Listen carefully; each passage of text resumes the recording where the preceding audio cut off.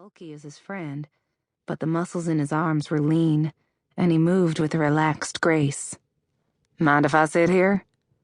"Yes," I said, realizing too late that I was being rude. I'm fine, I mean." "My friend Parker thinks so," he replied. "Excuse me?" I said, nearly choking on a glob of wasabi. "Sorry," I coughed before taking a sip of water. "Spicy." "Where'd you get sushi in Lambertville?" he asked, pointing to what was left of my lunch. "I made it," I said, nervously fiddling with my chopsticks. "Wow," he said. "I didn't know you could just make sushi." "It's not that hard," I lied, remembering the countless nights I had spent at my mom's kitchen table trying to get the rice to stick together. When the stress of transitioning had become too much, my doctors insisted I take some time off. The year at home had seemed fun at first, like an extended summer break, but eventually boredom kicked in. I had started to feel like I was just standing still, like life was passing me by outside, and I would be forever trapped in our house with nowhere to go and no one to talk to.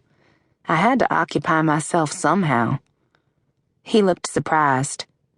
"Most families around here think a fancy meal is getting Italian instead of Tex-Mex. And I'm Grant, if you were wondering." "Okay," I said. The back of my neck tingled. "I'm Amanda." "Sorry for choking you with my lame pun, Amanda," he said. "I meant it as a compliment, but that kind of thing must be pretty old at this point." "Why would you say that?" "A girl like you?" I narrowed my eyes. What did he mean, a girl like me? My fears from earlier returned in a rush. "Are you messing with me?"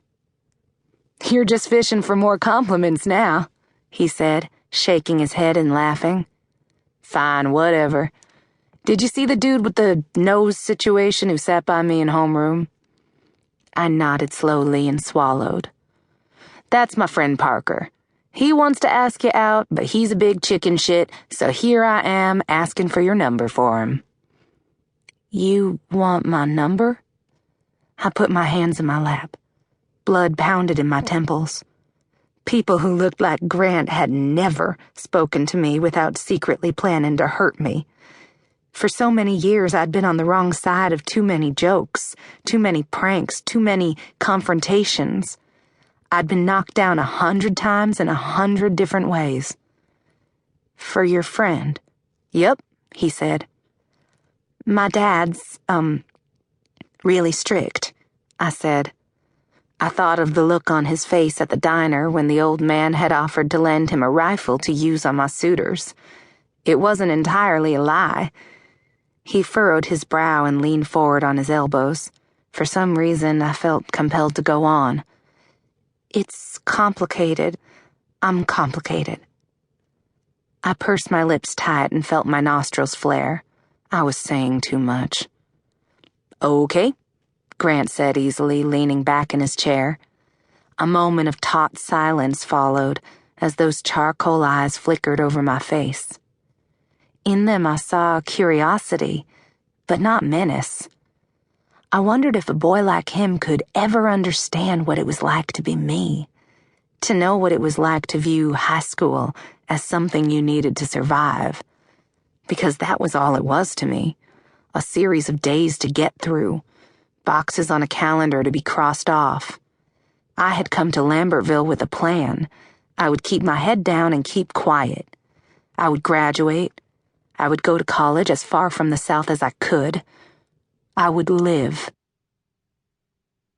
"For the record," Grant rubbed the back of his neck, "I told Parker this would go better if he came by himself, but he's my buddy, you know, so I had to try.